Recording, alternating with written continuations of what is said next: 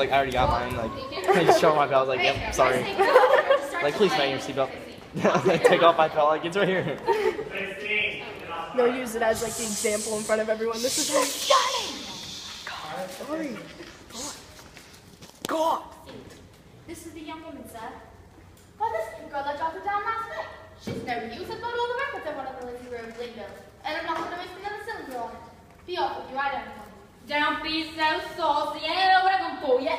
You can't afford a taxi? Nonsense, girl. What do you think a gentleman like Mr. Higgins cares what you came with? Oh, we are proud. Inabove, but that's not him, I would say so. I ain't come here for any compliment. My money's not good enough. I can go elsewhere. Good enough for what? Good enough for you. Now you know, don't you? I'm coming to have lessons, I am, to pay for them too, make no mistake. But what do you expect me to say to you? Well, if you are a gentleman, you might ask me to sit down, I think. Don't I tell you I'm bringing you business?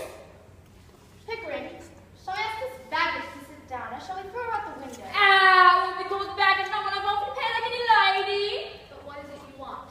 I want to be a lady in a flower shop. So the sellers corn on the big road.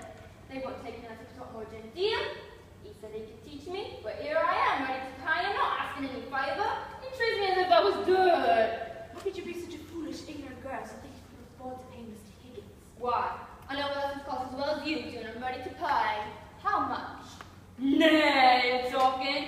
Thought you come off when you saw a chance to get a bit of a chuck to me last night. Had a drop in, hadn't you? Sit down. I've got to make a compliment. Sit down. Sit down. Do as you turn. Ow! Why don't you sit down? Don't mind if I do. What's your name? Liza, Doolittle.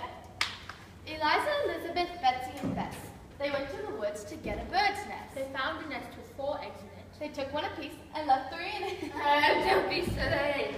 You mustn't speak to a gentleman like that. Why? When you want to speak sensible to me. Come back to business. How much do you propose to pay me for the lessons? Oh, well, I know what's right. A lady friend of mine takes French lessons for 8 pence an hour from a real French gentleman.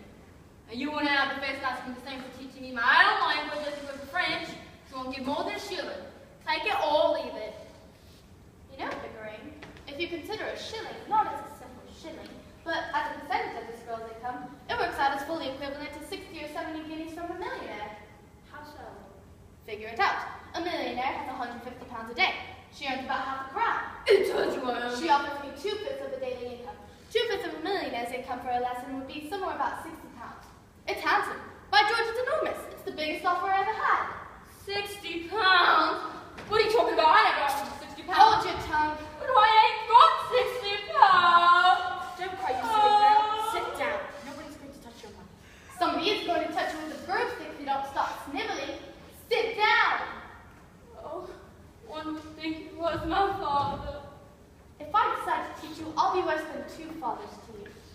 Here. What's this for? To wipe your eyes. To wipe any part of your face that feels moist. Remember, that's your handkerchief, that's your sleeve. Don't mistake the one for the other if you wish to become a lady in the shop. So no use speaking to her like that, Mr. Higgins. She doesn't understand you. Besides, you're quite wrong. She doesn't think that way at all. You give me the handkerchief to give it to me, not to you. He did. I think it must be regarded as her father. So be right, Mr. Higgins. Higgins, I'm interested. What about the ambassador's garden party? I'll say you're the greatest teacher alive if you make that good. And I'll bet you all the expenses of the experiment. You can't do it. And I'll pay for the lessons. Oh, you're real good, thank you, Captain.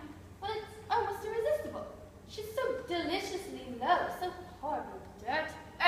Not dirty. Wash my hands face before. Come on, dude. You're certainly not going to turn her head flat to you, Higgins. I would dare say that, sir. There are more ways than one of turning a girl's head, and nobody can do it better than Mr. Higgins, though he may not always admit it. I do hope so. Will encourage him to do anything foolish. What is life but a series of inspired follies? The difficulty is to find them to do. Never lose a chance. It doesn't come every day. I shall make a duchess of this draggle-tailed gun tonight. Yes, in 6 months. In 3, if she has a good ear and a quick tongue, I'll take her anywhere and pass her off as anything.